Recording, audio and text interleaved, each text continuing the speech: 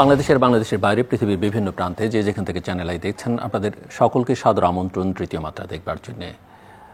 এক নতুন পরিস্থিতিতে বাংলাদেশ, এখানে আবেগ আছে, উৎকণ্ঠা আছে, উচ্ছ্বাস আছে, উদ্বেগ আছে। কি হতে যাচ্ছে বাংলাদেশে, যে পথ পেরিয়ে আমরা আসলাম এবং যে জায়গায় আমরা দাঁড়িয়ে আছি এবং সামনের দিনগুলো কেমন যাবে বাংলাদেশ, এই বিষয়ে নির্মোহ এবং নিরাসক্ত বিশ্লেষণের জন্যে একজন রাষ্ট্রবিজ্ঞানী আমাদের সঙ্গে রয়েছেন, আন্তর্জাতিক খ্যাতি সম্পন্ন রাষ্ট্রবিজ্ঞানী, বিশেষ করে বাংলাদেশ এবং দক্ষিণ এশিয়া যার কাজের মূল জায়গা, যুক্তরাষ্ট্রের ইলিনয় স্টেট ইউনিভার্সিটির distinguished professor, American Institute of Bangladesh স্টাডিজের প্রেসিডেন্ট, আটলান্টিক কাউন্সিলের non resident senior fellow professor doctor Ali Riaz আমাদের সঙ্গে, এবং আপনাদের সবারই কম বেশি তার লেখার সঙ্গে, তার কথার সঙ্গে পরিচয় আছে। আপনাকে স্বাগত স্টুডিওতে। ধন্যবাদ। আমি প্রথমে যে বিষয়টি একটু জানতে চাইবো, বুঝতে চাইবো যে আমরা তো গত কয়েক বছর ধরে বা একটা দশকেরও বেশি সময় ধরে একটা পরিস্থিতির মধ্য দিয়ে গেছে এবং যার একটা চূড়ান্ত পরিণতি আমরা দেখলাম জুলাই থেকে আগস্টের 36 দিনে। যে আবেগ এবং আকাঙ্ক্ষা নিয়ে বাংলাদেশের তরুণরা বন্দুকের নলের সামনে, যেটা এর আগে আমরা কখনো দেখিনি, এত সাহস করে বন্দুকের নলের সামনে দাঁড়াতে, উপর থেকে গুলি হচ্ছে, সামনে থেকে পেছন থেকে, কিন্তু তরুণরা রাস্তা ছাড়েনি, রাজপথ ছাড়েনি। বিজয় হচ্ছে এক স্বৈর শাসকের পতন হয়েছে, নতুন একটা অন্তর্বর্তীকালীন সরকার যাত্রা শুরু করেছে। কিন্তু আপনি কি মনে করেন যে সেই স্বপ্ন পূরণের পথে বা সেই আকাঙ্ক্ষা বাস্তবায়নের পথে বাংলাদেশ রাইট ট্র্যাকে আছে কিনা? প্রথম বিষয় যেটা, সেটা হচ্ছে বিজয় অর্জিত হয়েছে মানে বিজয়ের প্রথম ধাপ অর্জিত হয়েছে, আমি এভাবে দেখি। কারণ লক্ষ্যটা কি? লক্ষ্যটা হচ্ছে যে একটা স্বৈরাচারী ব্যবস্থা তৈরি করা হয়েছিল। একজন ব্যক্তি স্বৈরাচার তো ছিলই, কিন্তু তার চেয়েও কম গুরুত্বপূর্ণ নয়, সম্ভবত তার চেয়েও বেশি গুরুত্বপূর্ণ একটি স্বৈরাচারী ব্যবস্থা তৈরি করা হয়েছিল। যে স্বৈরাচারী ব্যবস্থা তৈরি করতে গিয়ে আমরা দেখেছি প্রতিষ্ঠানগুলো ধ্বংস করা হয়েছে, ব্যক্তিকে প্রধান করে তোলা হয়েছে, সমাজের মূল্যবোধের ক্ষেত্রে যেটা বড় রকমের ধস নামিয়ে দেওয়া হয়েছে, এবং এই সমস্ত ধস একবার শুরু হলে কিন্তু এটা আপনার নিয়ন্ত্রণে থাকে না। এই জায়গাগুলি কিন্তু এখন মোকাবেলা করার, ওইগুলি যতক্ষণ না পর্যন্ত আপনি মোকাবেলা করে বিজয় অর্জন করতে পারবেন, ততক্ষণ পর্যন্ত এটা বিজয়ের প্রথম ধাপ। আপনি বলছিলেন যে তরুণরা যে সাহস করে দাঁড়িয়েছে, সাধারণ মানুষ যে দাঁড়িয়েছে, যে কারণে আমরা এটাকে গণ অভ্যুত্থান বলছি। কারণ হচ্ছে জনগণের আকাঙ্ক্ষার অভ্যুত্থানটা ঘটেছে, আকাঙ্ক্ষার প্রকাশটা ঘটেছে। এই আকাঙ্ক্ষার প্রকাশটা ঘটার পর এখন কাজটা হচ্ছে তার সারোৎসার, তার যে নির্যাস, সেটাকে আপনি কিভাবে প্রাতিষ্ঠানিক রূপ দেবেন। তাহলে আমাদের প্রথম প্রশ্নটা হচ্ছে যে আকাঙ্ক্ষাটা কি? আকাঙ্ক্ষাটা হচ্ছে যেন স্বৈরাচারী ব্যবস্থা প্রতিষ্ঠিত আর না হয়, যেন মানুষের সম্ভাবনাগুলোকে ব্যবহার করা যায়, সকল নাগরিকের সমান অধিকার হয়, তাই তো? মত প্রকাশের জায়গাগুলো যেন নিয়ন্ত্রিত না হয়, এগুলো হচ্ছে আকাঙ্ক্ষার জায়গা। এই আকাঙ্ক্ষাগুলোকে ধারণ করার প্রাতিষ্ঠানিক যে রূপ, সেই রূপটা আপনাকে দিতে হবে। সেই রূপটা দেওয়ার কাজ এক অর্থে অন্তর্বর্তী সরকারের, তাদের কাজ। কিন্তু তারা একা নয়, কিন্তু তারা একা করবেন সেটাই ভেবে ভাবলে হবে না। তার জন্য দরকার হবে সম্মিলিত প্রচেষ্টা। যেমন গণ অভ্যুত্থানে সম্মিলিত প্রচেষ্টা ছিল, এইখানেও আপনাকে সম্মিলিত প্রচেষ্টা। নেতৃত্বের জায়গা থেকে হয়তো অন্তর্বর্তী সরকার সেটাকে সামনে নিয়ে আসবেন। তারা বলবেন যে এগুলো হচ্ছে প্রায়োরিটি, এই জায়গায় আমাদের কাজ করতে হবে। কেননা তারা ক্ষমতায় আছেন, সরকারে আছেন, সরকারের যেটা কাজ সেটা হচ্ছে প্রায়োরিটি তৈরি করা, যে এটা করবেন। কিন্তু সকলকে যদি আবার যুক্ত করা না যায়, এই মানে প্রতিদিন রাজপথে থাকার যুক্ততা নয়, এই প্রক্রিয়াটার সঙ্গে যদি যুক্ত করা না যায়, তাহলে আকাঙ্ক্ষাটা কিন্তু একসময় সকলের মধ্যে এক ধরনের হতাশা তৈরি হবে। এবং মাত্র শুরু হয়েছে, সেই জন্য আমি বললাম যে বিজয়ের প্রথম ধাপ অর্জিত হলো।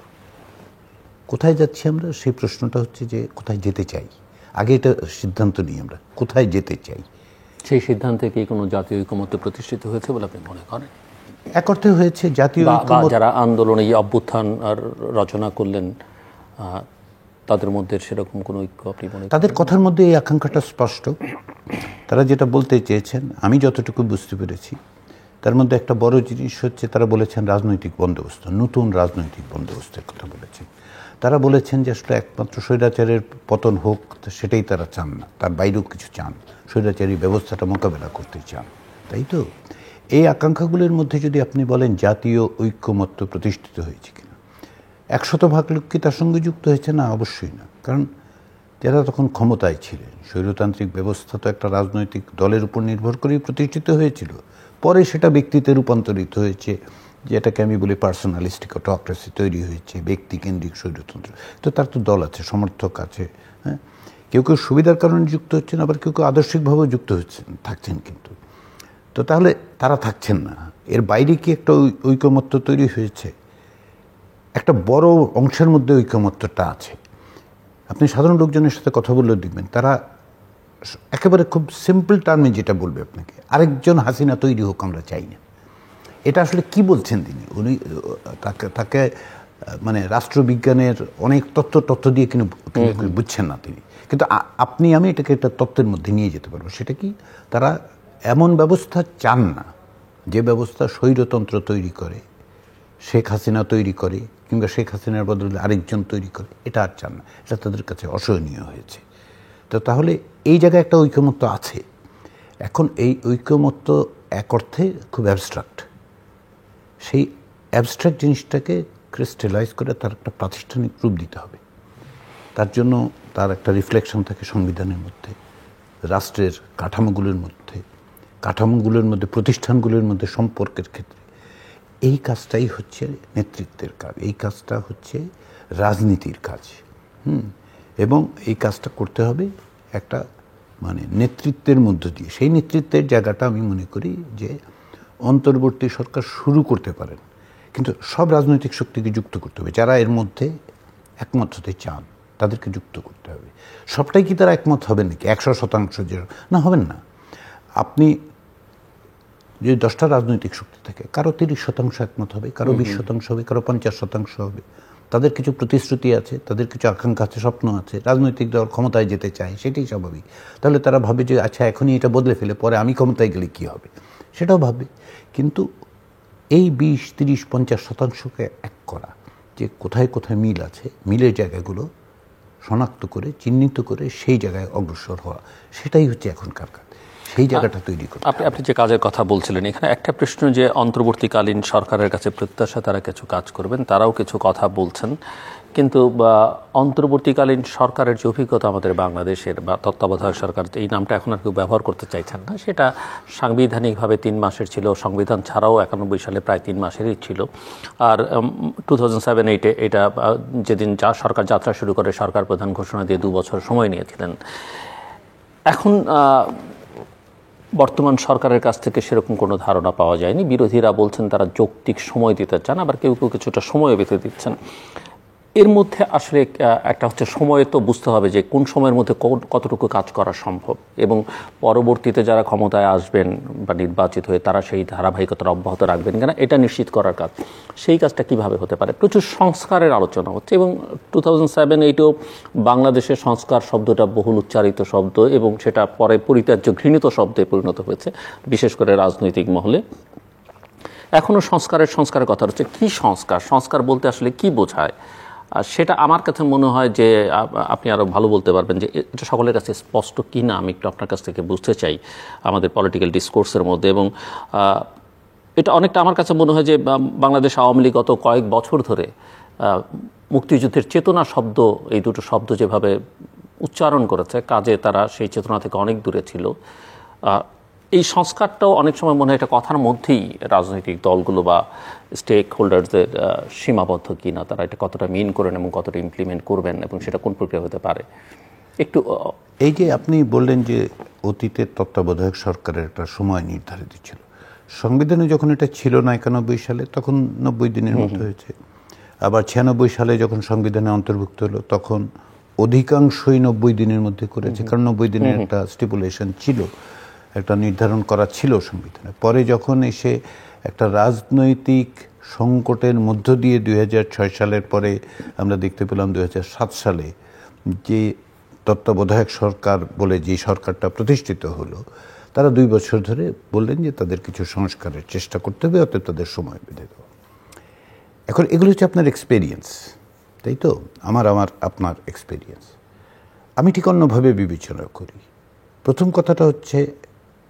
শব্দ হিসেবে সংস্কারের কথা বাদই দিন, কাজটা কি এইটা আগে নির্ধারণ করা দরকার, যে কাজটা কি করতে চান।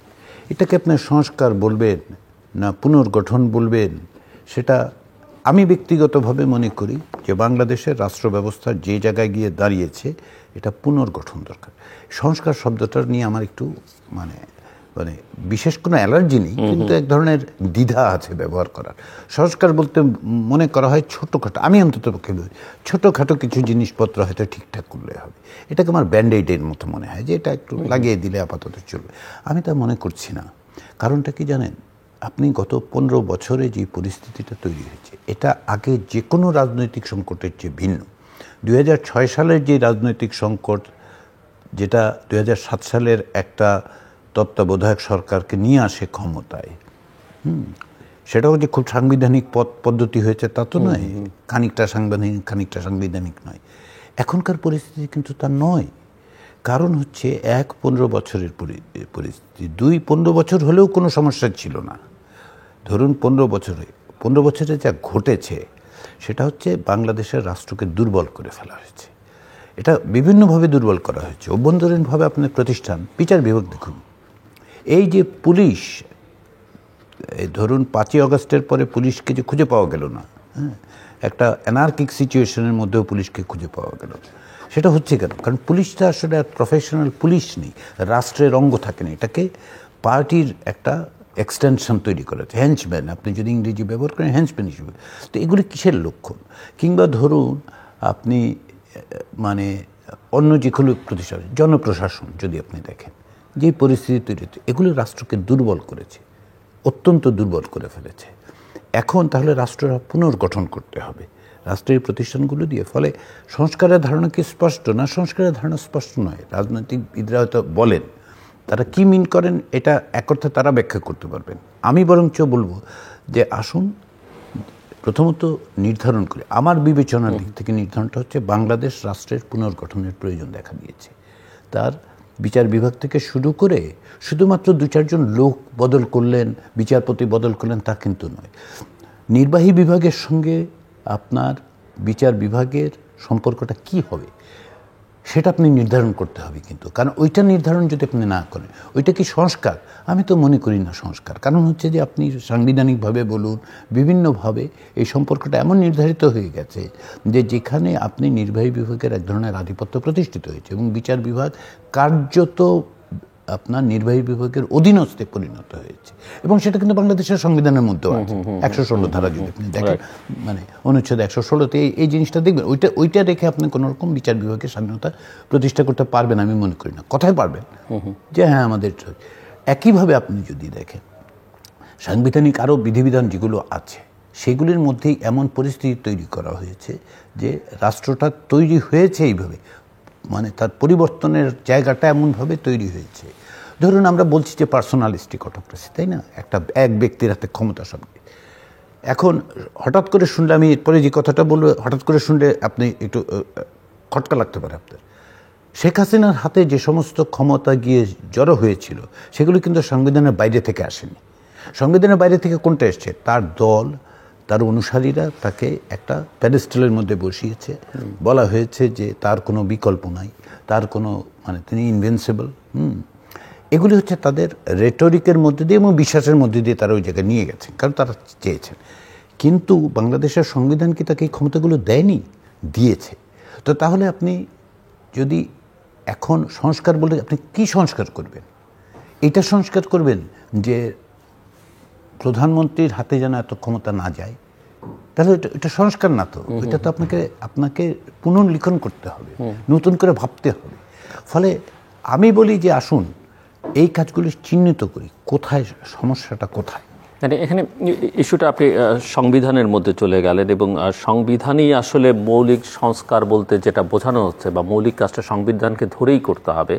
তো সেটা কি সংবিধান সংশোধন এর আগে 17 বার হয়েছে যে একটা পার্লামেন্টে এসে বা কোনোভাবে সংশোধন, এই সরকারের তো সেই এখতিয়ার নাই, নাকি সংবিধান আপনি পুনর্লিখন শব্দটা ব্যবহার করেছেন যে রিরাইট করা, নতুন করে লেখা, কোনটা আপনি মনে করেন হওয়া উচিত? আমি মনে করি পুনর্লিখনের প্রয়োজন হয়েছে। পুনর্লিখন এই অর্থে যে আমি বলছি না যে যে সংবিধানটা আছে সেই সংবিধানটা সবটাই আমাকে বাতিল করে দিতে হবে। সংবিধানের মধ্যে অনেক কিছু আছে যেগুলো আপনি অন্তর্ভুক্ত করতে পারবেন, কিন্তু নতুন করে লিখতে গেলে যেটা হবে যে যেই অংশগুলো আপনার মনে হচ্ছে বা আমার মনে হচ্ছে এই অংশগুলো দেশের এক ধরনের স্বৈরাচারী ব্যবস্থা তৈরি করে, গণতান্ত্রিক আকাঙ্ক্ষার বিরুদ্ধে কাজ করে, জনগণের অংশগ্রহণের জায়গাটা নিশ্চিত করে না, ক্ষমতার ভারসাম্য নিশ্চিত করে না, সেগুলো আপনাকে পুনর্লিখনই করতে হবে। কারণ কি জানেন, এখন যে সংবিধান আছে সেখানে এগুলো একভাবে তো লেখা আছে, তাই না? এখন ক্ষমতার ভারসাম্য, যেমন ধরুন এক্সিকিউটিভ ব্রাঞ্চের ক্ষেত্রে এটা যদি প্রেসিডেন্সিয়াল সিস্টেম হতো তাহলে আমরা দেখতাম এক্সিকিউটিভ ব্রাঞ্চ বলতে আমরা প্রেসিডেন্টকে বলতাম। পার্লামেন্টারি সিস্টেমে যেটা হয় সেটা হচ্ছে প্রাইম মিনিস্টার এক্সিকিউটিভ ব্রাঞ্চের অংশ হয়ে যায়, লেজিসলেটিভের পার্ট কিন্তু সব এক্সিকিউটিভ, তাই তো?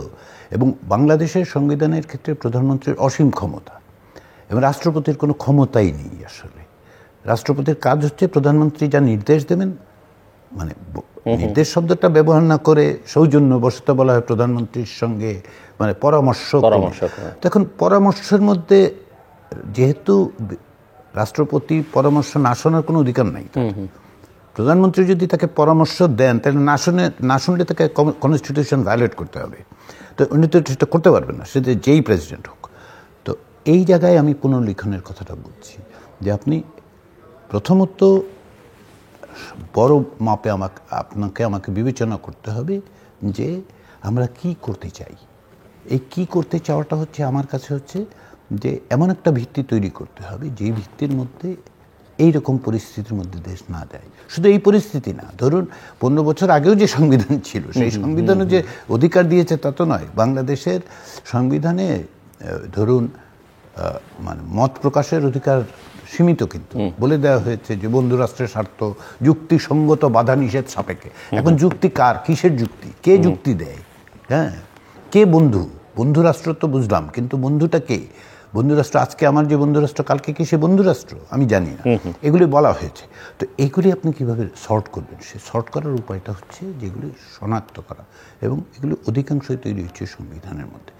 সংবিধানটাই শেষ কথা নয়, কিন্তু সংবিধানটাকে মানে আপনি যেহেতু এই ক্ষমতাগুলির ভিত্তি তৈরি হয় সংবিধানের মধ্যে থেকে, সেই জন্যই এই সংবিধান পুনর্লিখনের প্রাসঙ্গিকতাটা তৈরি হয়। তো এখানে দুটো প্রশ্ন আসবে, যে পুনর্লিখনের প্রশ্ন একটা হচ্ছে যে এই সরকারের অন্তর্বর্তীকালীন সরকারের সেটা করবার এখতিয়ার আছে কিনা, প্রথম কথা। দ্বিতীয়, আপনাকে একটু থামাই, যে কাজটা সরকারের নয়, কিন্তু আমি যখন বলছি যে সংবিধান পুনর্লিখন, কারণ সংবিধান হচ্ছে রাজনৈতিক মানে জাতির রাজনৈতিক আকাঙ্ক্ষার দলিল। তো এটা তো শুধুমাত্র একটা সরকার করতে পারবে না। তার আপনি দেখুন যে পঞ্চদশ সংশোধনীর মধ্য দিয়ে যে ভয়াবহ কাণ্ডটা ঘটেছিল, এবং এখনো যেটা বহাল, কিন্তু একটা বহাল, আপনি সংবিধানের 1/3 বেসিক স্ট্রাকচার বলে এটাকে সংশোধন করা যাবে না বলে দিচ্ছেন। এইটা একেবারে বেসিক কনস্টিটিউশনালিজমের বিরুদ্ধে। কারণটা কি জানেন? কারণটা হচ্ছে যে এই যে যে যে যে সংসদ এটা করলো তাকে কিন্তু জনগণ ভোট দিয়েছিল। সেই ভোটের মানে বৈধতা আমার তো সকলেই আমরা জানি এটার আসলে নৈতিক কোনো বৈধতাই নেই। তারপরে যদি নৈতিক বৈধতাও থাকতো, অন্তত সাংবিধানিক বৈধতা, কি দেখতাম আমরা? তাদেরকে ভোট দেওয়া হয়েছিল কিসের জন্য? 5 বছর আপনারা দেশ শাসন করবেন, তার জন্য প্রয়োজনীয় সংশোধন কি তারা করতে পারেন? হ্যাঁ, করতে পারেন, সেটাও বলা হয়েছে। কিন্তু এই যে মৌলিক সংশোধনটা তারা করেছে তার কোনো ম্যান্ডেট কিন্তু তার ছিল না। তাহলে আজকে আপনি যে বলছেন যে এই সরকারের ম্যান্ডেট আছে কিনা, তো গত সরকারেরও তো ম্যান্ডেট ছিল না। ম্যান্ডেট না থাকা সত্ত্বেও তারা পঞ্চদশ সংশোধনী করেছে। কিংবা আপনি যদি বলেন ফোর্থ অ্যামেন্ডমেন্টের ক্ষেত্রে তাই হয়েছে, তাই না?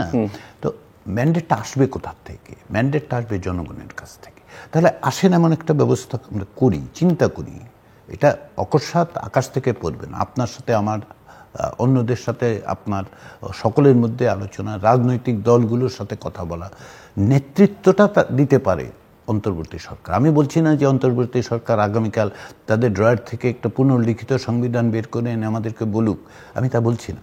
আমি বলছি যে আপনি প্রক্রিয়াটা বিবেচনা করুন, এবং সেই বিবেচনা একটা কনস্টিটিউয়েন্ট অ্যাসেম্বলির কথা বিবেচনা করা দরকার। যদি পুনর্লিখন করতে হয়, জনগণের আকাঙ্ক্ষার প্রতিফলন ঘটাতে হয়, জনগণের একটা সংবিধান তৈরি করতে হয়, তাহলে সেই সংবিধান আপনাকে একটা কনস্টিটিউয়েন্ট অ্যাসেম্বলি, একটা গণপরিষদ তৈরি করতে হবে। এবং সেটাই সরকার করতে পারে আপনি মনে করেন?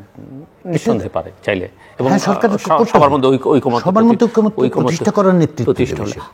আরেকটা প্রশ্ন আসতে পারে, সেটা হচ্ছে যে সংবিধান এখন আছে, আপনি তো ভালোভাবেই জানেন যে এই সংবিধানের আলোচনায় ৭২-এর সংবিধানে ফেরত যাওয়া এরকম একটা কথা ছিল, যে আমাদের মুক্তিযুদ্ধের মধ্য দিয়ে তৈরি হওয়া সংবিধান, তার আকাঙ্ক্ষার, সেই আকাঙ্ক্ষার একটা প্রকাশিত রূপ আমাদের সংবিধানের মধ্যে আছে, যদিও সেটা ব্যত্যয় বিচ্যুতি বহুভাবে হয়েছে।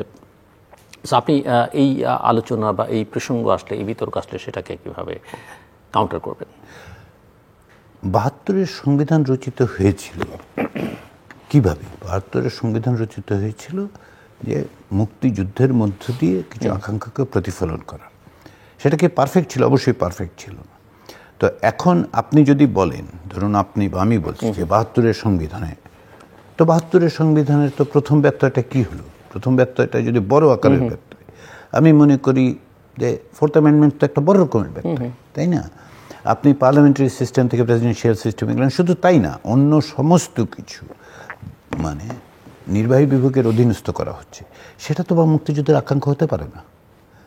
আপনি যে ৭২-এর সংবিধানের কথা বলছেন, আচ্ছা ঠিক আছে, তাহলে আমরা 4th অ্যামেন্ডমেন্টের আগে চলে যাব, 1st অ্যামেন্ডমেন্টের আগে চলে যাব, একেবারে অরিজিনাল কনস্টিটিউশনের মধ্যে যে ত্রুটিগুলো আছে, সেই ত্রুটিগুলো কি জানেন? সেইখানেও কিন্তু আপনি ক্ষমতার ভারসাম্য নিশ্চয়তা দিতে পারেননি। আপনি ধরে নিয়েছিলেন, আমরা ধরে নিয়েছিলাম যে হ্যাঁ, এইভাবে একটা ক্ষমতার ভারসাম্য হবে, কিংবা ধরুন জরুরি অবস্থা ঘোষণার বিধানটা একভাবে পরে যুক্ত করা হলো, তাই না? তো সেটাকে, তার মানে ৭২-এর সংবিধান বলছে যে জরুরি অবস্থার প্রয়োজন হবে না, কিন্তু আবার তার প্রয়োজনে দেখা দিচ্ছে বা প্রয়োজন দেখা দিতে পারে বলে একটা ধারণা দেওয়া হচ্ছে। তো এই ব্যত্যয়গুলি তো তখন থেকেই আছে। আর সবসময় কনস্টিটিউশন তো একটা লিভিং ডকুমেন্ট, এটা তো মানুষের আকাঙ্ক্ষা। ধরুন 50 বছর আগে মানুষের যে আকাঙ্ক্ষা ছিল, আজকেও তাকে কি সেই আকাঙ্ক্ষার মধ্যে থাকবে? আজকে বাংলাদেশের নতুন আকাঙ্ক্ষা তৈরি হবে, কারণ তার ডাইনামিক্সটাই তৈরি, সে তো প্রোগ্রেস করছে, আগাচ্ছে, তো তার আকাঙ্ক্ষা তৈরি হবে না। তো সেই আকাঙ্ক্ষাকে ধারণ করার জন্যই তো সংশোধনীয় ব্যবস্থা রাখা। আরেকটা জিনিস দেখুন, সেটা হচ্ছে যে এই যে সংবিধানের সংশোধনীগুলি হয়েছে, সেগুলি কিন্তু মানে এই ৫৫ সংশোধনী ধরুন, এটার কোনো রেফারেন্ডাম হয়নি, মানুষকে জিজ্ঞাসা করা হয়নি যে আপনি চান কি চান না। 12th অ্যামেন্ডমেন্টটার পরেও করা হয়েছিল, বনদের মধ্যে রেফারেন্ডাম তুলেই দেওয়া হয়েছে। হ্যাঁ, কিন্তু এইখানে খুব ইন্টারেস্টিং পার্ট আছে। 15th অ্যামেন্ডমেন্টের আগে পর্যন্ত, 15th অ্যামেন্ডমেন্টটা যখন ইন্ট্রোডিউস হয়, তখনও কিন্তু কনস্টিটিউশনাল রেফারেন্ডামের ছিল, প্রভিশনস ছিল। তার মানে হচ্ছে যে 15th অ্যামেন্ডমেন্টে কিন্তু 15th অ্যামেন্ডমেন্ট রেফারেন্ডামে যেতে পারত, বাধ্যবাধকতা ছিল না, কিন্তু যাওয়ার মানে এরকম একটা মৌলিক পরিবর্তনের ক্ষেত্রে তাদের যাওয়ার কথা ছিল, নৈতিকভাবে যদি আপনি বিবেচনা করেন। এখন আমরা জানি যে কেন করা হয়েছে 15th অ্যামেন্ডমেন্ট, তার ক্ষমতার এককেন্দ্রীকরণের জন্যই তো করা হয়েছে, তাহলে যাবে কেন? কিন্তু রেফারেন্ডামের ব্যবস্থাটা ছিল। তো তাহলে যদি আপনি দেখেন যে যদি রেফারেন্ডামের ব্যবস্থা থাকে, আমি জানি সাথে সাথে লোকজন বলবে বাংলাদেশের গণভোটের ইতিহাস তো আমরা জানি, তো ইতিহাস সবসময় আমাদেরকে ইতিহাস থেকে কিছু কিছু জিনিস শিখতে হবে, যে গণভোট মানেই হচ্ছে তা নয়। গণভোটের অতীত মানে অভিজ্ঞতার পরও তো আমরা 12th অ্যামেন্ডমেন্ট গণভোটে দিয়েছি, তাই না? তাহলে দিচ্ছি কেন? দিচ্ছি এই কারণে যে গণভোট একটা প্রক্রিয়া, এটাকে পারফেক্ট করা যেতে পারে, তো আসেন সেটা পারফেক্ট করি।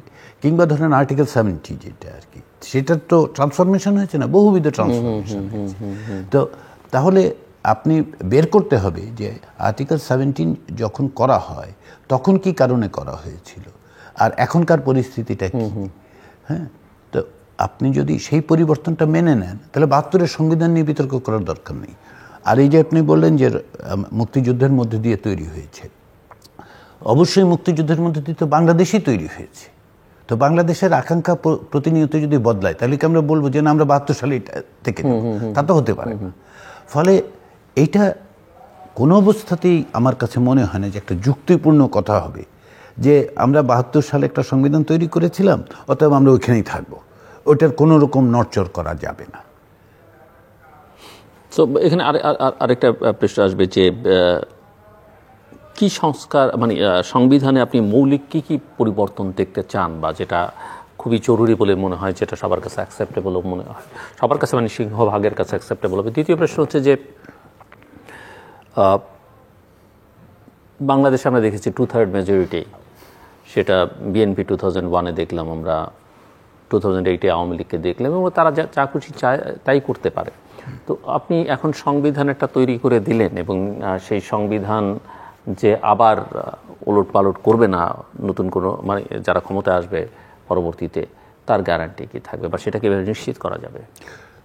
2/3 মেজরিটির যেই মানে টিরানি, আমি এটাকে টাইরানি বলি আর কি, অত্যাচার, এইটার বিভিন্নভাবে এটা মোকাবেলা করা যায়।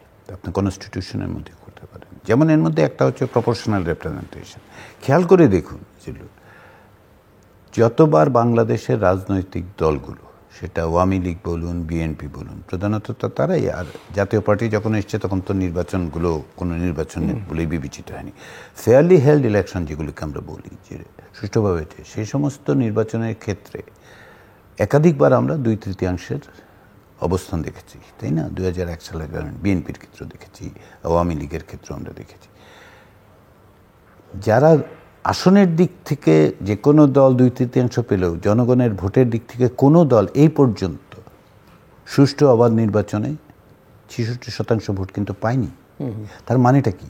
জনগণ কিন্তু বলছে, যদি আপনি সংখ্যাগরিষ্ঠের বিবেচনা করেন, তারা 2/3 দিচ্ছে না কিন্তু কাউকে। 32%, 40% হচ্ছে ম্যাক্সিমাম।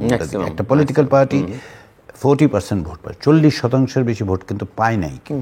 আপনি ফেয়ারলি যদি যেগুলো সুষ্ঠু অবাধ নির্বাচন, তাহলে আমরা যদি এই ব্যবস্থাটা করতে পারি, যে এক অর্থে যে ধরুন প্রপোর্শনাল রিপ্রেজেন্টেশনের একটা অংশ থাকবে, একটা অংশ বলছি, সবটাই নয়, আবার ধরেন ডিরেক্টলি ইলেক্টেড হবে, এই ধরনের পদ্ধতি আছে, জার্মানিতে আছে, যেগুলো এই পদ্ধতি নিয়ে আমরা বিবেচনা করতে পারি। সবচেয়ে বড় জিনিসটা কি, আপনি প্রথম যে প্রশ্নটা করেছিলেন যে আসলে কি দেখছে, যে এগুলো একটা হচ্ছে যে ব্যালেন্স, মানে পাওয়ারটা যখনই ব্যালেন্সড হবে, ইনস্টিটিউশনগুলোর মধ্যে ব্যালেন্সড হবে, শুধু ব্যক্তি অর্থে বলছি না। ধরেন এক্সিকিউটিভ ব্রাঞ্চের মধ্যেও বিভিন্ন রকম ব্যালেন্স করতে হবে, যে আসলে কে কাকে ইসে করছে। লেজিসলেটিভ ব্রাঞ্চ কতটুকু, আইনসভা কতটুকু নির্বাহী বিভাগের উপর কর্তৃত্ব করবে, সেগুলোই নির্ধারণ করতে হবে। কারণ আইনসভাটা, লেজিসলেটিভ বডিটা আসলে ইলেক্টেড বডি, সেখান থেকে পার্লামেন্টারি সিস্টেমে নির্বাহী বিভাগটা ওখান থেকে তৈরি হয়।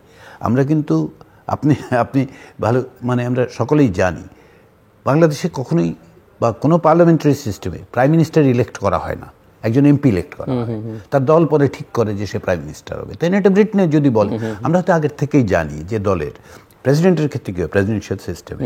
আমেরিকান নির্বাচন হবে, এখন 2জন প্রার্থী আছেন, প্রধান 2জন প্রার্থী, আরও অনেক প্রার্থী আছে। আমেরিকানরা ভোট দিয়ে নির্ধারণ করে কে হবে, কে ব্যক্তি, কিন্তু পার্লামেন্টারি সিস্টেমে তা হয় না। তাহলে এই যে ব্যালেন্স অফ পাওয়ার, আরেকটা হচ্ছে আপনার তাকে ওভারসি করবে কীভাবে, তার অ্যাকাউন্টেবিলিটির মেকানিজমটা কী হবে, তাই না? মানে একটা উদাহরণ দিয়ে আমি বলি আর কি, যে এই যে পার্লামেন্টারি কমিটিগুলোর তো সুপারভাইজ করার কথা, মনিটর করার কথা, এগুলি পাবলিক না কেন, মানে পাবলিকলি জানানো হয় না কেন? কিংবা ধরুন যে আপনার কনস্টিটিউশনাল বডিগুলিতে কে কাকে নিয়োগ দিচ্ছে, তাদের বিষয়ে আমরা আগে থেকে জানি না কেন, এবং তারা কেন একটা পার্লামেন্টারি কমিটি ফেস করতে হয় না? এই যে এক অদ্ভুত সব ব্যবস্থা তো তৈরি করা হয়েছে, তাই না? যে নির্বাচন কমিশন বলে একটা জিনিস ইসে, বাংলাদেশের সংবিধান বলে যে নির্বাচন কমিশন নিয়োগ দেবে প্রধানমন্ত্রী। এটা বলার সাথে সাথে আমি জানি যে কোনো কেউ আমাকে চ্যালেঞ্জ করে বলবে যে তাহলে ভাই আপনি কনস্টিটিউশন পড়েন নাই, খোঁজ খবর রাখেন না, কারণ লেখা আছে প্রেসিডেন্ট দেবে। তো প্রেসিডেন্ট তো 2টো মাত্র ক্ষেত্রে প্রেসিডেন্ট পারে প্রধানমন্ত্রীর পরামর্শ না নিতে, প্রধানমন্ত্রী নিয়োগ এবং প্রধান বিচারপতি। তো তাহলে প্রেসিডেন্ট যখন ইলেকশন কমিশনার নিয়োগ করেন, তিনি কার পরামর্শ করেন? তিনি যদি প্রধানমন্ত্রীর পরামর্শ না নিয়ে থাকেন, তাহলে কনস্টিটিউশন ভায়োলেট করছেন। আর প্রধানমন্ত্রীর পরামর্শ যদি নিয়ে থাকেন, তার মানেটা কি? যে প্রধানমন্ত্রী একটা রাজনৈতিক দলের প্রধান, যিনি আগামীতে নির্বাচন করবেন, তিনি ঠিক করে দিচ্ছেন যে ওই নির্বাচনটা আসলে কে দেখবে। তারপর আপনি কি, মানে এই যে প্রাতিষ্ঠানিক সাংবিধানিক স্ট্যাটিউটরি বডি, এগুলিকে আমরা বলি স্ট্যাটিউটরি বডির ক্ষেত্রে এইটা এই আরেক মানে নাট্যমঞ্চের মতো ঘটনা ঘটে বাংলাদেশে। এই যে গত সময়ে এই যে সার্চ কমিটি বলে একটা পদ্ধতি, নির্বাচন কমিশন, এখন সার্চ কমিটি কে ঠিক করে? কি যোগ্যতায় একজন লোক সার্চ কমিটির মেম্বার হয়? কেন এক্স হচ্ছে, ওয়াই হচ্ছে না? আমরা কিন্তু জানি না যোগ্যতার। ওই বয়স টয়সের একটা হয়তো দেওয়া আছে, এত বছর বয়স হতে হবে, ইনসেন হতে পারবে না, অমুক। কিন্তু তার তো একটা যোগ্যতা থাকতে হবে। ধরুন আমি রবীন্দ্রসঙ্গীত খুব ভালো গাইতে পারি, আমি কি ভালো সার্চ কমিটির মেম্বার হতে পারবো? তার কোনো তো গ্যারান্টি তো নাই, তাই না? আমি আর যিনি নজরুল গীতি গান তিনি এই যোগ্যতা পাবেন না, এটা কেন? এই হচ্ছে এক জিনিস। তো তাহলে দেখুন, একটা স্ট্যাটুটরি বডির কথা আমরা বলছি, সেই স্ট্যাটুটরি বডিটা কি? Electoral commission. ইলেকশন কমিশনের ক্ষেত্রে কী হচ্ছে?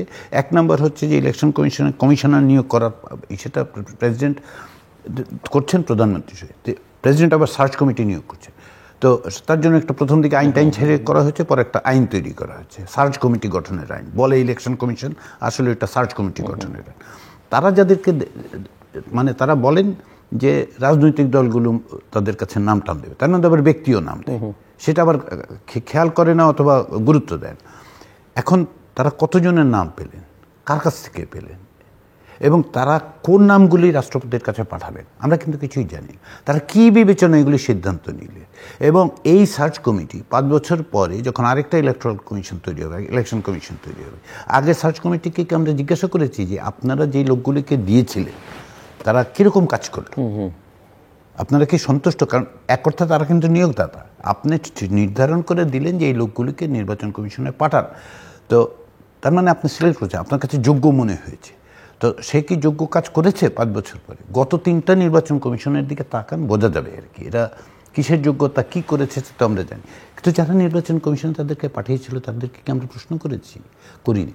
কিন্তু একই জিনিস যদি আপনি দেখতেন যে স্ট্যাটুটরি বডিতে যখন কাউকে অ্যাপয়েন্ট করা হবে তার সিলেকশন প্রসেসটা ট্রান্সপারেন্সি তৈরি করতে হবে, এবং তাকে আপনি অ্যাকাউন্টেবিলিটি মেকানিজমের জন্য যদি পার্লামেন্টারি মেম্বারদের সামনে, পার্লামেন্টারি কমিটির সামনে ওপেন এক ধরনের মানে প্রশ্নের মুখোমুখি হতে হবে, এবং যেটা আমরা দেখতে পাবো সবাই, তাহলেই দেখবেন যে সমস্ত বিষয়টা কিন্তু অনেকটা স্বচ্ছতা তৈরি হয়েছে। কিন্তু এটা নাই আপনার সংবিধানে, এইটা আপনাকে তৈরি করতে হবে। তো তাহলে যেটা হচ্ছে যে এই ধরনের পরিবর্তনগুলো যদি আপনি করেন, যে অ্যাকাউন্টেবিলিটি মেকানিজমের এই যে শুধুমাত্র ভোটের 5 বছর তো না, এটা তো ধরেন ভার্টিক্যাল, হরাইজন্টাল যে মেকানিজমগুলো সেগুলো যদি আপনি সংবিধানের মধ্যে তৈরি করুন এবং চর্চা করার ব্যবস্থা করুন, তাহলে দেখবেন যে অনেক বেশি স্বচ্ছতা তৈরি হচ্ছে। এটা তো একটা বড় বিষয় যে বাংলাদেশে গত কয়েক বছরে, এবং বলা যেতে পারে বিগত পেছনে যত তাকে তত সেগুলো যুক্ত হবে যে প্রথা, প্রতিষ্ঠান, মূল্যবোধ সবই ধ্বংস করে ফেলা হয়েছে। সো সেটা কিভাবে পুনঃপ্রতিষ্ঠা করা যাবে?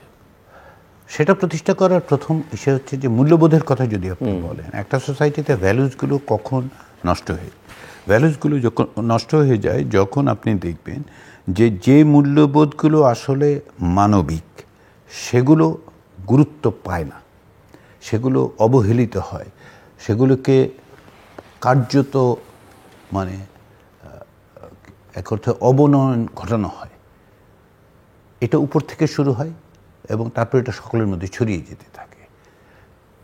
আপনি যদি ওই মূল্যবোধ চর্চা করেন, যে মূল্যবোধ সহনশীলতার, যে মূল্যবোধ অন্যকে সম্মান দেওয়ার, যে মূল্যবোধ হচ্ছে যে আমি সততার জীবনযাপন করব, আপনি দেখছেন যে সেটা সমাজে অন্যরা মানে শুধু ক্ষমতাসীন এবং ক্ষমতার বিভিন্ন কেন্দ্র থেকে তাদেরকে ঠিক উল্টোটা করা হচ্ছে, তখন আপনি নিজে মানে বাধ্য হবেন মানে হচ্ছে যে আপনাকে সিচুয়েশনালি ওই জায়গায় যে দাঁড়াবে যে আপনি ওই মূল্যবোধগুলি আর ধরে রাখতে পারছেন না।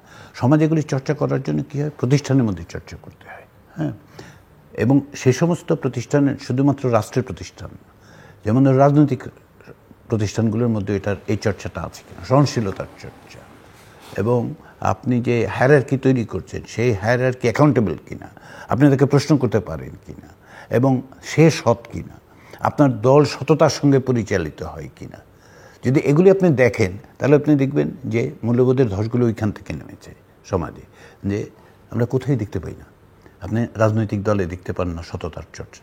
এই যে মনোনয়ন বাণিজ্য বলে আমরা শুনি, তার মানেটা কি? তার মানে সৎ নেই আসলে দলগুলো, তাই না? সব দলের ক্ষেত্রে কিন্তু আমরা এটা শুনি। তাহলে দল সততার চর্চা করছে না। দলে যারা ক্ষমতায় গেছেন তার বাইরেও যারা আছেন, এক দল তো ক্ষমতায় গেছে, আরেক দল যারা তারাও সততার চর্চা করছে না। তারাও আসলে যারা নেতৃত্বে আছে তাকে প্রশ্ন করার জায়গা দিচ্ছে না। তারাও যে ইসে করছেন যে অন্যের উপর চড়াও হয়ে তাই পড়াটাই হচ্ছে আমার ক্ষমতার প্রকাশ আর কি। এইগুলি আস্তে আস্তে মূল্যবোধগুলি ধ্বংস করে। ফলে আপনি যদি প্রতিষ্ঠানগুলোর মধ্যে এক ধরনের স্বচ্ছতা এবং জবাবদিহিতা তৈরি করতে পারেন এবং সেই স্বচ্ছতা এবং জবাবদিহিতার শুধু রাষ্ট্রের প্রতিষ্ঠান না, সমাজের প্রতিষ্ঠানের মধ্যে সেগুলি তৈরি করতে হবে।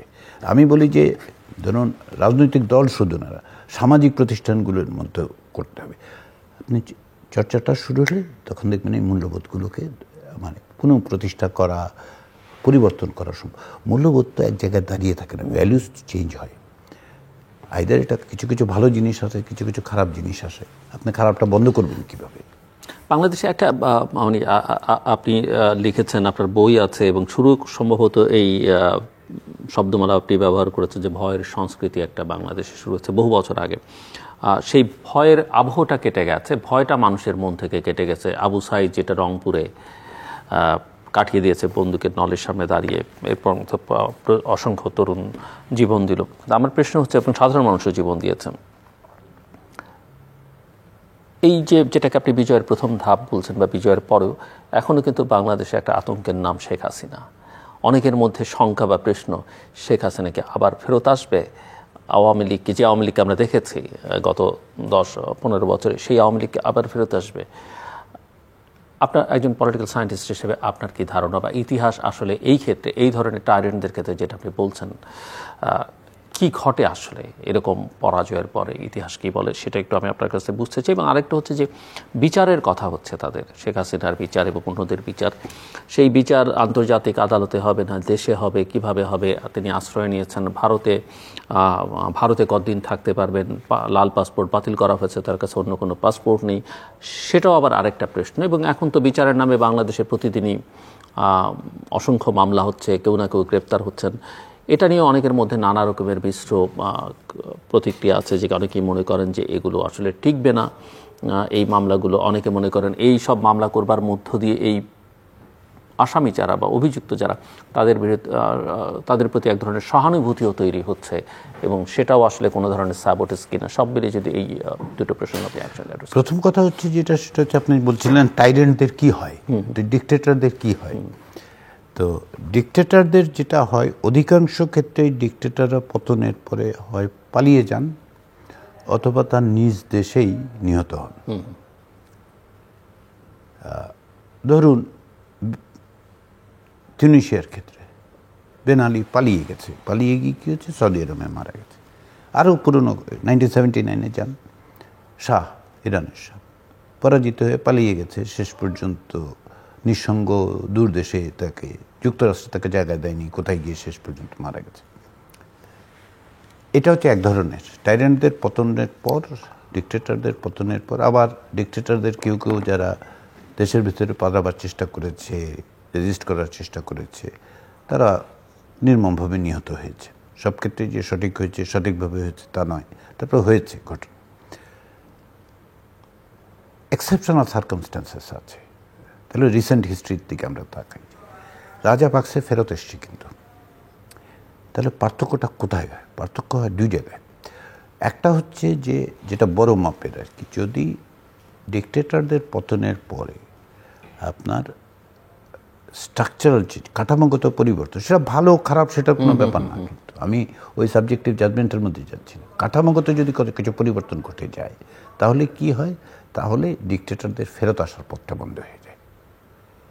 আর যদি আপনি কাঠামোগত পরিবর্তনটা না করেন, তাহলে ডিকটেটরের ফেরত আসার দরজাটা খোলা থাকে, সেটার মধ্যে ফিরে আসবে কিনা। এখন ওই যে বললেন যে শেখ হাসিনা ফিরে আসবে কিনা, শেখ হাসিনা ফিরে আসবে কিনা সেটা নির্ভর করছে যে আপনি এই কাঠামোগত পরিবর্তন, এবং এর সঙ্গে অতিরিক্ত আরেকটা জিনিস হচ্ছে, সেটা হচ্ছে যে রাজনৈতিকভাবে আপনি সেটা মোকাবেলা করতে পারছেন কিনা।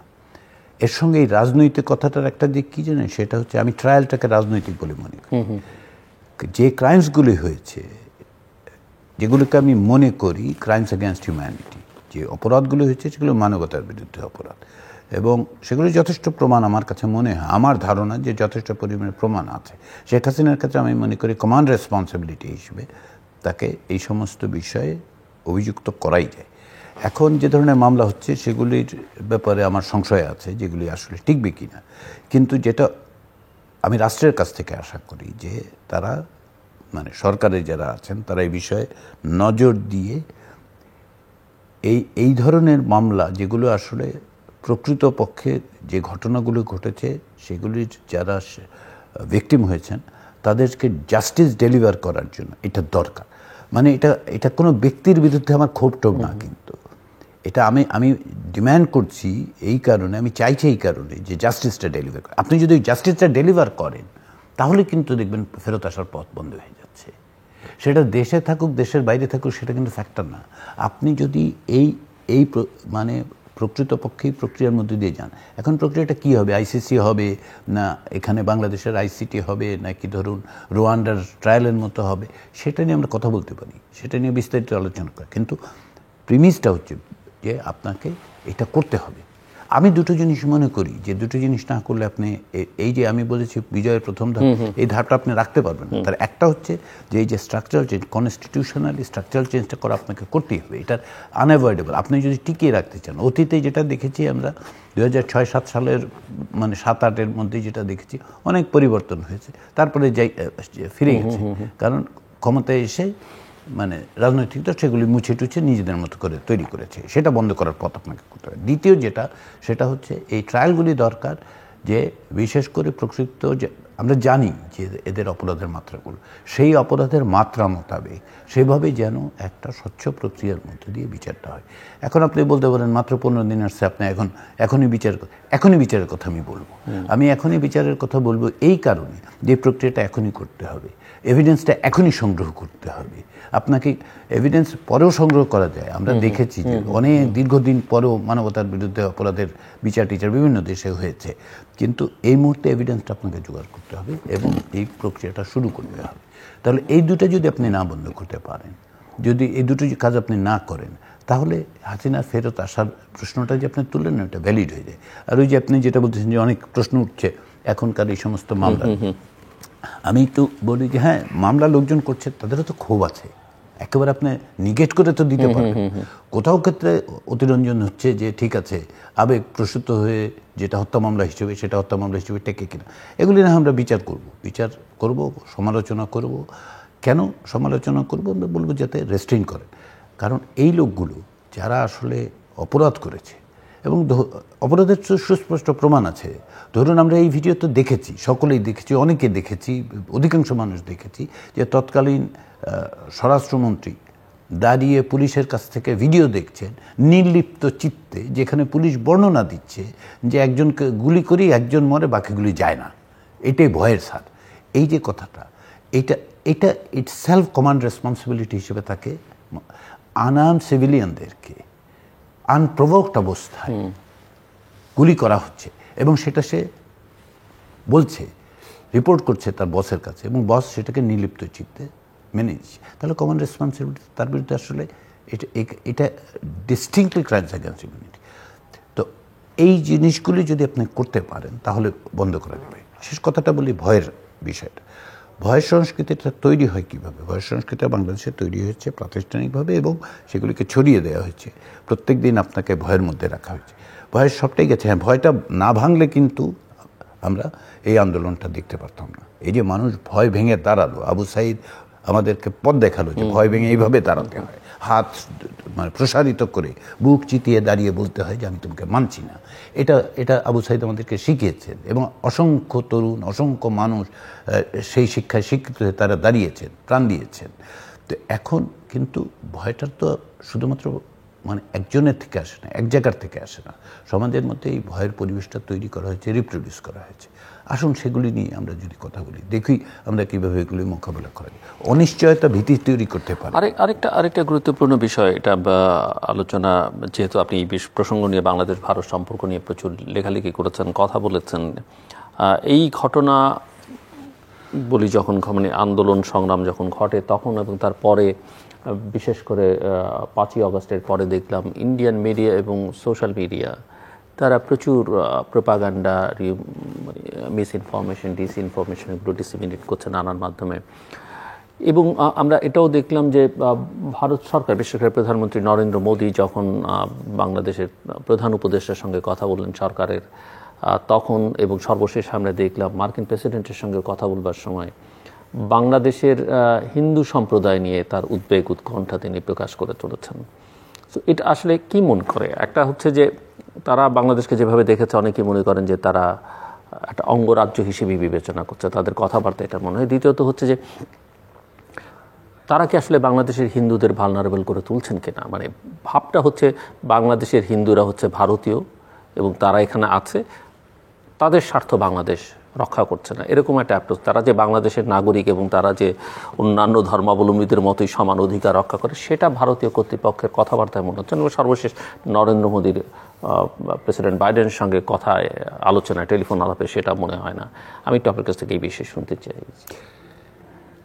5ই আগস্টের পর ভারতীয় গণমাধ্যম এবং ভারতীয় অ্যানালিস্টরা যারা বিশ্লেষণ, এখানে আরেকটু বলে রাখি যে নরেন্দ্র মোদী এবং প্রেসিডেন্ট বাইডেনের মধ্যে যে কথাবার্তা হয়েছে সেটা হোয়াইট হাউসের যে বিবৃতি তার মধ্যে উল্লেখ ছিল না, কিন্তু ভয়েস অফ আমেরিকার একটি রিপোর্ট আপনি দেখেছেন এবং সেখানে তারা বলছে যে তারা হোয়াইট হাউসের সঙ্গে কথা বলে নিশ্চিত করেছে যে এই বিষয়টিও আলোচনার মধ্যে ছিল। এখন আলোচনার মধ্যে ছিল সেটাতে আমরা আসবো। সেই জায়গাটায় যে ধরুন 5ই আগস্টের পর থেকে ভারতীয় গণমাধ্যম বিশ্লেষকরা যেভাবে কথাগুলো বলেছে, তাতে কি বোঝা যাচ্ছে? তাতে বোঝা যাচ্ছে তারা হঠাৎ করে বাংলাদেশের হিন্দু জনগোষ্ঠী নিয়ে খুব উদ্বিগ্ন হয়ে পড়েছে। তো মধ্য জুলাই থেকে 5ই আগস্ট পর্যন্ত বাংলাদেশে যে অসংখ্য মানুষ মৃত্যুবরণ করেছে, তার মধ্যে হিন্দু ধর্মাবলম্বী তো আছেন, তাদের মৃত্যু নিয়ে তারা উদ্বিগ্ন হলেন না কেন তখন? মানে তাদের যদি হিন্দু ধর্মাবলম্বীদের প্রতি তাদের মনে হয়, তাহলে কেন 15ই জুলাই থেকে 5ই আগস্ট পর্যন্ত যে হিন্দু জনগোষ্ঠী মারা যায় তাদের ব্যাপারে তাদের কোনো রকম উদ্বেগ আশঙ্কা নেই কেন? তাহলে বোঝা যাচ্ছে যে ব্যাপারটা ধর্মের প্রশ্ন নয়, রাজনৈতিক প্রশ্ন। তাহলে আসেন এটা একটা রিজলভ করে ফেললাম আমরা যে এটা রাজনৈতিক কারণে বিবেচনার থেকে করা হচ্ছে। 5ই আগস্ট না ঘটলে কিন্তু এই নেতাদের কোনো উদ্বেগ টুদ্বেগ ছিল না। এখন যেটা হচ্ছে সেটা হচ্ছে যে এটার আন্তর্জাতিকীকরণ করার চেষ্টা হচ্ছে ভারতের দিক থেকে।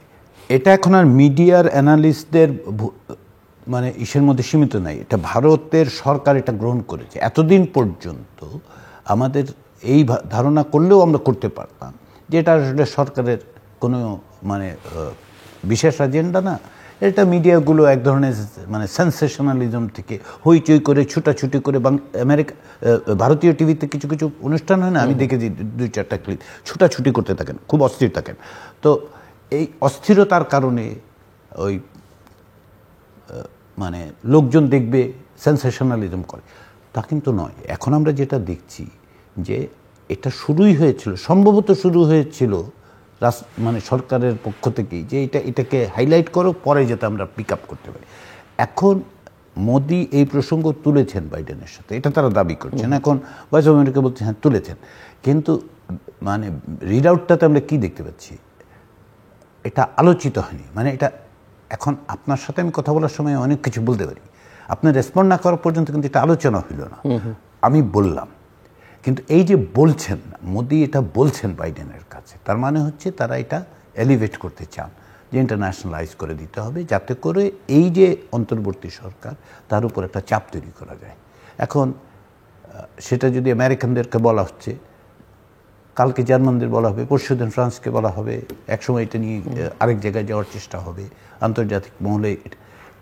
এটা থেকে বোঝা যাচ্ছে যে ভারতের এখনকার দৃষ্টিভঙ্গিটা, সরকারিভাবে দৃষ্টিভঙ্গিটা হচ্ছে বাংলাদেশে এক ধরনের অস্থিতিশীলতা তৈরি করা, যেভাবে হোক একটা অস্থিতিশীলতা তৈরি করতে হবে। কারণ কি? কারণ হচ্ছে গত 15 বছর ধরে তারা যা ভেবেছেন তার যে একটা পরিবর্তন ঘটতে পারে সেটা তারা অনুমান করতে পারেনি। এটা এক ধরনের তাদের ফেইলিউর, এটা এক ধরনের ডিফিট। এই ডিফিটটা তারা মেনে নিতে পারছেন না, কারণ তাদের বিবেচনায় মনে হচ্ছে যে এটা এরকম হওয়ার কথা ছিল না।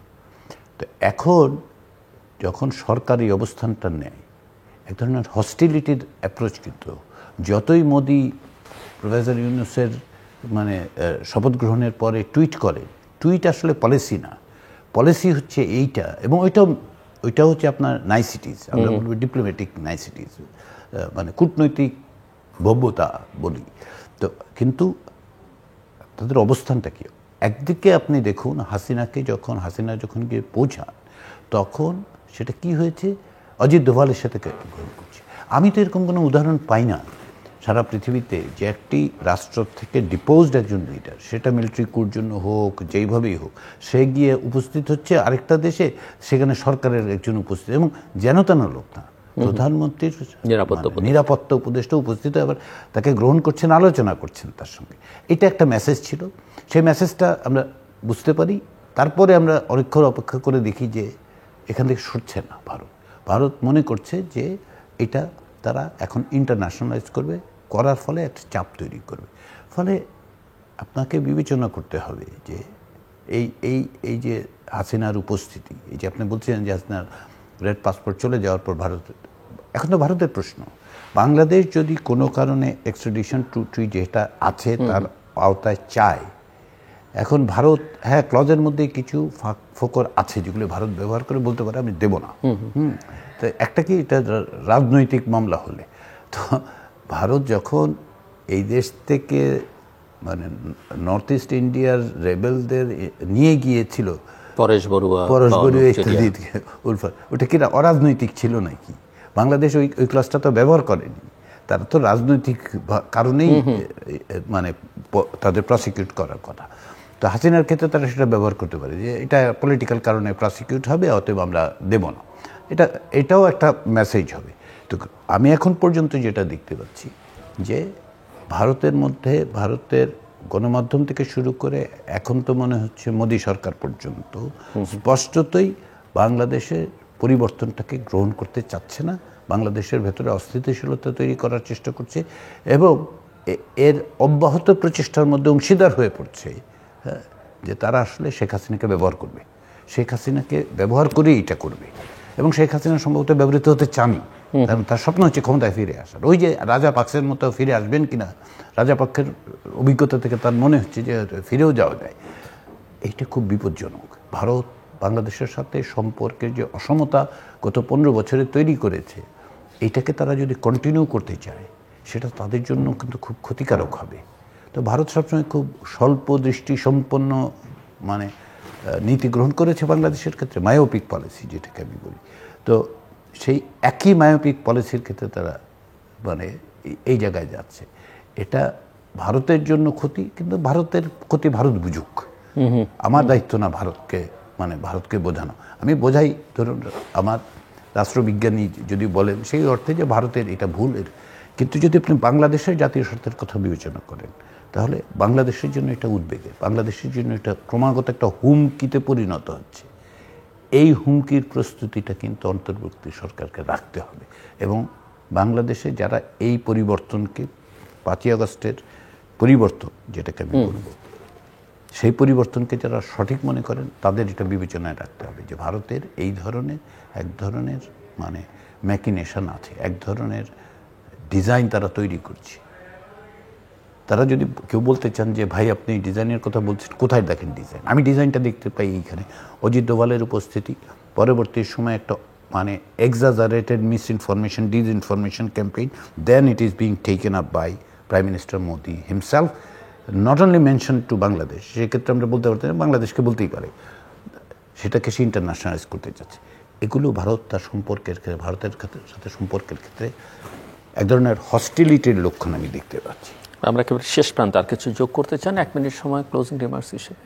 আমরা একটা ক্রিটিক্যাল জাংচারে দাঁড়িয়েছি, বাংলাদেশের ক্ষেত্রে একটা ক্রিটিক্যাল জাংচার তৈরি হয়েছে। আমরা অবশ্যই 5ই আগস্টের মধ্য দিয়ে একটা পরিবর্তনের জায়গায় এসেছি, একটা পরিবর্তনে, এটা একটা ধাপ। আপনাকে এই ধাপটা টিকিয়ে রাখতে হবে। এই ধাপটা টিকিয়ে রাখার উপায় হচ্ছে যে এখনই যদি আপনি মনে করেন যে হ্যাঁ এটা বিজয় অর্জিত হয়েছে, আমি এখনও তা মনে করছি না। এটা বিজয়ের শুরুতে যেটা বলেছি, বিজয়ের প্রথম ধাপ, কিন্তু দ্বিতীয় ধাপে আপনি যদি না যান, সে বিজয় যদি আপনি, তাহলে বিজয় রাখতে পারবেন না। তাহলে যেটা হবে ভয়াবহ রকম ঘটনা ঘটবে। এটা যদি পরিবর্তনটা রিভার্সড হয়, তাহলে আরও অনেক বড় রকমের বিপদের মধ্যে বাংলাদেশ পড়ে যাবে। সেই জন্য আমি বলি এটা একটা ক্রিটিক্যাল জাংচার। আমাদের কাছে মনে হচ্ছে যে তো সবই তো স্বাভাবিক আছে, রাস্তাঘাটে রিক্সা চলছে, গাড়ি চলছে, তেলের পাম্পের তেল পাওয়া যাচ্ছে, কিন্তু বাংলাদেশের রাষ্ট্রের ভবিষ্যতের প্রশ্নটার জায়গায় এসে দাঁড়িয়েছে। ক্রিটিক্যাল জাংচারটা কেবলমাত্র কে গভর্ন করবে, গভর্নমেন্ট নেচার কী হবে তা না, রাষ্ট্রের ভবিষ্যতের প্রশ্নটা দাঁড়িয়ে গেছে। তার সার্বভৌমত্বের প্রশ্ন, তার ভবিষ্যতে টেরিটোরিয়াল ইন্টিগ্রিটির প্রশ্ন, এগুলি জড়িত হয়ে পড়েছে এবং এই জায়গাটায় বাংলাদেশ দাঁড়িয়ে আছে। ধন্যবাদ প্রফেসর আলী রিয়াজ আমাদেরকে সময় দেওয়ার জন্য। দর্শক, কথা বলছিলেন রাষ্ট্রবিজ্ঞানী ডক্টর আলী রিয়াজ এবং তিনি বলছেন যে 5ই অগস্ট বাংলাদেশের যে বিজয় হয়েছে, বাংলাদেশের জনগণের যে বিজয় হয়েছে, সেটা বিজয়ের প্রথম ধাপ, যেটা প্রফেসর মোহাম্মদ ইউনূসও বা প্যারিস থেকে ফিরে শপথ গ্রহণের আগে ঢাকায় বলেছেন যে বিজয় কিন্তু হাতছাড়া হয়ে যেতে পারে। এবং প্রফেসর রিয়াজের মধ্যেও সেই আশঙ্কাটা আছে যদি না ঠিকঠাক মতো আমরা কাজ করতে পারি, এবং সেখানে অন্তর্বর্তীকালীন সরকারের কাজ কি, রাজনৈতিক দলগুলোর ভূমিকা কি হওয়া উচিত, নাগরিকদের কি কর্তব্য, সেটা তিনি বলেছেন। তবে দুটো প্রধান বিষয় বলেছেন, সেটা হচ্ছে বিচার করতে হবে। 16ই জুলাই থেকে 5ই অগস্ট পর্যন্ত যারা অপরাধ করেছে যথেষ্ট পরিমাণে এভিডেন্স আছে এবং সেগুলো সংগ্রহ করা খুব কঠিন কাজ না, অনেকের হাতে আছে। সেগুলো দিয়ে এই অপরাধীদের বিচার করা এবং সেই সঙ্গে পেছনে গত 15 বছরে রাজনৈতিকভাবে, অর্থনৈতিকভাবে, মানবাধিকার লঙ্ঘনের মধ্য দিয়ে গুম, হত্যা, খুনের মাধ্যমে যারা অপরাধ করেছেন তাদেরকে আইনের আওতায় আনতে হবে, বিচার করতে হবে। তৃতীয় কাজটি তিনি যেটি বলছেন সেটা হচ্ছে স্ট্রাকচারাল চেঞ্জ বা কাঠামোগত পরিবর্তন করতে হবে। সেটা কিভাবে? সংস্কার এত না বলে তিনি মনে করেন যে সংস্কারের চাইতে পুনর্গঠনের কাজটা বা পুনর্গঠন শব্দটাও ব্যবহার করা অত্যন্ত যৌক্তিক, এবং সেটা করতে হলে আমাদের সংবিধানকে পুনর্লিখন করতে হবে। এবং সেটাও তিনি মনে করেন যে এই অন্তর্বর্তীকালীন সরকারি উদ্যোগ নিলে সেটা করতে পারে কনস্টিটিউয়েন্ট অ্যাসেম্বলির মাধ্যমে, এবং সেটা অবশ্যই সকল স্টেক হোল্ডার বা রাজনৈতিক দলগুলোর সঙ্গে আলোচনা বিতর্কর মধ্য দিয়ে একটা জায়গায় একটা জাতীয় ঐকমত্য প্রতিষ্ঠার মাধ্যমে সেটা করা সম্ভব। এবং সেটা যদি করা যায় তাহলে দীর্ঘমেয়াদে এই যে সংবিধান পরিবর্তন করে ফেলা হুটহাট করে ব্যক্তির প্রয়োজনে, দলের প্রয়োজনে, গোষ্ঠীর প্রয়োজনে যা খুশি তা করবার যে প্রবণতা বা স্বেচ্ছাচারিতা, সেটা অনেকাংশে বন্ধ করা সম্ভব হবে। আমাদের সঙ্গে থাকবার জন্য অসংখ্য ধন্যবাদ। আপনাদের সবার জন্য শুভকামনা।